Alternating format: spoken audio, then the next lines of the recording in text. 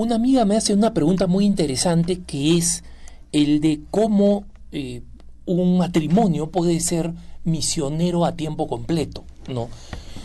Y claro, aquí lo que entra en discusión, digamos, es qué cosa entendemos por misioneros a tiempo completo.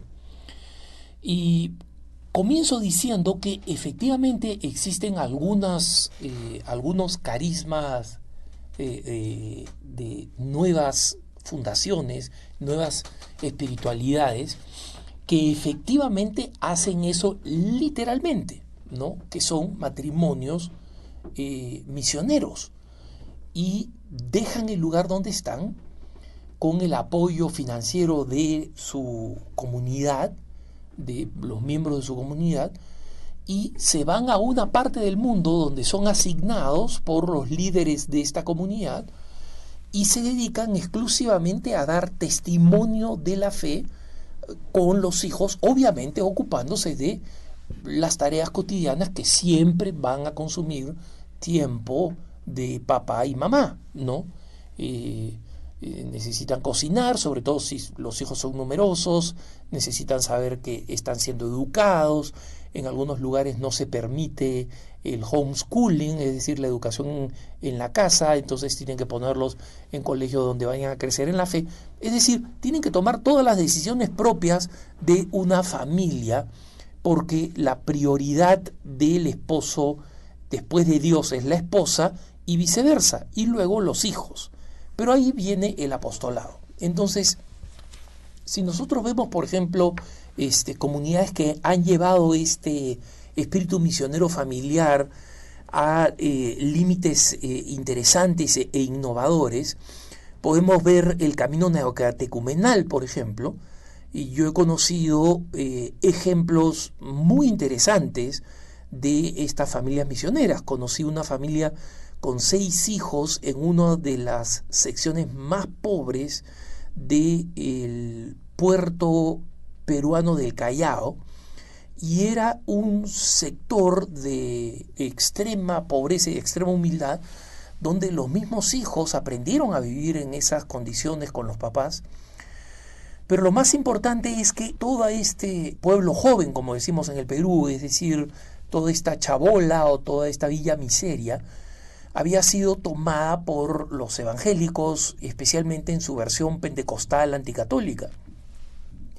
Y esta familia misionera en 1 año y medio volteó completamente la población otra vez al catolicismo debido al testimonio, e incluso animó a los miembros de esta comunidad, todos ellos pobres, a poner su centavito y poco a poco construir una capilla en este pueblo joven que no tenía, no era parte, digamos, externa de una enorme parroquia, para poder contar con la posibilidad de invitarlo a un sacerdote, si no se podía cada domingo, pero con la frecuencia posible. Entonces, un caso exitoso. Otro matrimonio muy lindo, del que les he hablado, eran 2 españoles, un matrimonio de 2 italianos con 10 hijos en Holanda. O sea, para los que no hacen la suma, los ayudo, ¿no? Holanda es el país con uno de los índices de natalidad más bajos del planeta, ¿no? Entonces, el que tiene un hijo ya es una rareza. Bueno, imagínense pues que llegue una familia con 10 hijos, ¿no?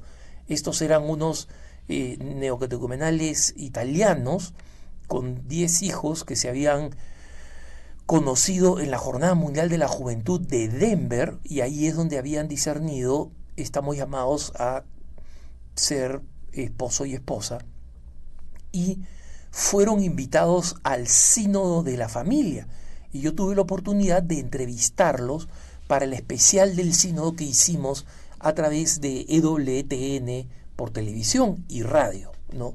El esposo hablaba el español, la esposa lo entendía y lo hablaba un poquito, y había que ayudarla un poco, pero el testimonio era encantador, y para los que lo recuerdan, porque eso fue hace ya algunos años, y estábamos en televisión, estábamos en pantalla con el niño más pequeñito, porque era un bebito que no podía todavía despegarse de la mamá, ¿no? Y la mamá hacía broma y decía, no sé qué fortuna nos va a costar hacerle tratamiento psicológico a este bebito, porque estaba en la sala sinodal repleta de obispos, cardenales y sacerdotes, y todos querían ver al niño todo el tiempo. Entonces este bebito se convirtió en un magneto, y dice, o sea, le han agigantado el ego a mi hijo, decían en broma, ¿no?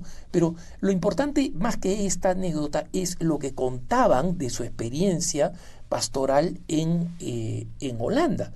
Y parte de la evangelización en Holanda era simplemente el hecho de invitar a familias aledañas, a familias cercanas, a personas de la parroquia, que entraban con curiosidad diciendo, o sea, ¿cómo se debe vivir en una casa con 10 hijos? Y simplemente descubrieron que era lo más normal y hermoso del mundo. Porque, curiosamente, esta misma Holanda, tremendamente anti-hijos, a inicios del siglo XX, fue una de las naciones que más vocaciones misioneras generó en Europa. Y por dos razones: por familias profundamente católicas y por familias tremendamente numerosas. Entonces, tenemos estos casos de este tipo de familias misioneras. También están las comunidades de las bienaventuranzas, que tienen una forma un poco distinta, viven en unas comunidades bastante más grandes, en las que comparten la vida los consagrados, las consagradas, los sacerdotes y las familias, ¿no? Esta relación es un poco más compleja, porque obviamente la interacción entre el padre de familia y el superior de la comunidad es una interacción que tiene que funcionar muy bien, pero son un nuevo carisma, y están aquí en Denver, por ejemplo, y dan un testimonio muy bonito, y mucha gente se siente atraída a ellos, ¿no? Esto respecto de quienes están pensando en una forma un poco más radical, que es decir, digamos, dejar todo y dedicarse a la misión. Esto, la única forma como yo lo he visto hacer, es a través de instituciones y organizaciones que están preparadas para hacer esto. O sea, tanto la comunidad de las bienaventuranzas como el Camino Catecumenal tienen sus propios modelos de diezmo, de recolección de fondos, de sostenimiento de los misioneros, que hacen posible este sueño para una familia que quiere, como digo, ser al mismo tiempo familia íntegra, ¿no? Digamos, viviendo la familiaris consorcio, y al mismo tiempo ser misioneras. Pero dicho esto, creo que muchas veces las familias no tienen en cuenta que ellos mismos, una familia católica bien formada, tiene un enorme potencial misionero. Tiene un enorme potencial misionero. Y ese potencial misionero, ¿en qué consiste? En que simplemente a través de la generosidad, el buen trato de los vecinos, el buen trato de la casa, la buena formación de los hijos para que los hijos sean amables, para que sean generosos, para que compartan, ya se convierten en un tremendo medio evangelizador. Y les pongo primero un ejemplo y les hablo después de un principio interesante. Les cuento el ejemplo. Norma McCormick, probablemente muchos de ustedes saben quién es. Es la mujer lesbiana que se presentó como Jane Roe ante la Corte Suprema de los Estados Unidos, diciendo que se le había negado el derecho a un aborto, cosa que no fue cierto, porque nunca estuvo embarazada y nunca necesitó abortar, y que como defensora del aborto logró la legalización del aborto por medio de la Corte Suprema en los Estados Unidos. Entonces, el nombre ficticio jurídico de Jane Roe pertenecía a una mujer que en un determinado momento, cuando vivía en una relación lesbiana, decidió salir del closet y decir, yo soy Jane Roe, me llamo Norma McCormick, ¿no? Y entonces Norma McCormick tuvo una vida bastante dura, perdió las parejas lesbianas que había tenido, y en un determinado momento se muda a un barrio en Estados Unidos, y ella salía al jardín a atender sus plantas y veía unos 3 o 4 niñitos de la familia vecina que eran, según ella dice, unos niñitos encantadores. Y no solamente eso, sino que eran extremadamente corteses y educados. Y no tenían miedo en hablarle, ¿no? Entonces le decían good morning, eran pequeñitos, ¿no? Le decían good morning y ella desconcertada saludaba, bueno, good morning. Rápidamente se dio cuenta que esta familia era una familia cristiana, ¿no? Entonces ella decía, si es que estos supieran quién soy yo, o sea, soy pues, o sea, como ella se sentía, y lo dijo en algún momento, pues el demonio encarnado, ¿no? Entonces, Norma McCormick seguía socializando con estos niños que le encantaban, le ablandaban el corazón, le transformaban la vida, ¿no? Y un día los papás vieron a Norma McCormick jugando con los niños, o sea, los niños habían pasado al jardín de Norma y se habían puesto a jugar y a divertirse, contentos, ¿no? Y ella de pronto ve a los papás llegando y dice, estos niños están ahora en mi jardín, esta va a ser una catástrofe, ¿no? Y los papás le dicen, señora, ¿no quisiera venir a cenar con nosotros? Tenemos cena suficiente. Ella se desconcierta y acepta. Entran a la cena, haciendo la historia corta, ella se siente tan acogida por la familia y tan bien tratada para los niños que se pone a llorar en un momento con los padres cuando los niños ya se han retirado y le dice, ustedes no serían tan gentiles conmigo si supieran quién soy yo. Y la mamá le dice, nosotros sabemos quién eres tú eres Norma McCormick, tú eres Jane Roe de Roe versus Wade. Y ella no lo pudo creer y se puso a llorar, y el resultado es que ella pidió ser aceptada en el cristianismo y posteriormente se convirtió al catolicismo, y la famosa Jane Roe de Roe versus Wade, Norma McCormick, murió gracias al testimonio de la familia pocos años atrás, profundamente católica y profundamente provida, denunciando la farsa de la legalización del aborto. Entonces le decía un ejemplo y un concepto.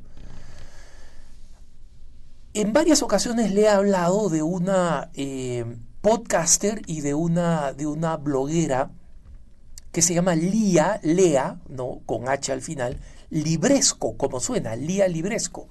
Y Lea Libresco, casada con Alexis Sargent, bastante joven, es una famosa bloguera atea que se convirtió al catolicismo. Y ella ha escrito un libro muy bonito que se llama Cómo vivir la opción Benedicto. Es decir, la opción de San Benito de acoger y acoger y acoger a los demás. Y el libro incluye cómo hasta preparar un pastel o preparar un pie se puede convertir en una oportunidad para invitar a los vecinos que no nos conocen, al vecino del departamento con el que nos cruzamos a veces de mala cara, y comenzar a evangelizar.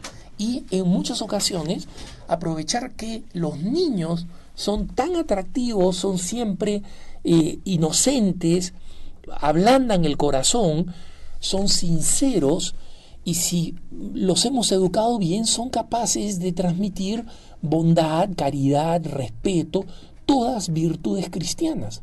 Entonces, cuando hablemos de las familias misioneras a tiempo completo, hermanos, por supuesto que destacan estos casos tan novedosos y ejemplares como lo de nuestros hermanos del Camino Neocatecumenal o de la Comunidad de las Bienaventuranzas.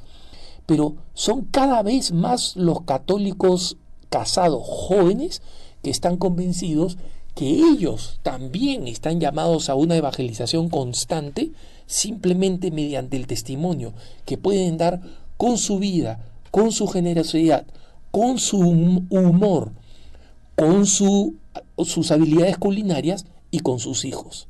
Que tengas un buen día.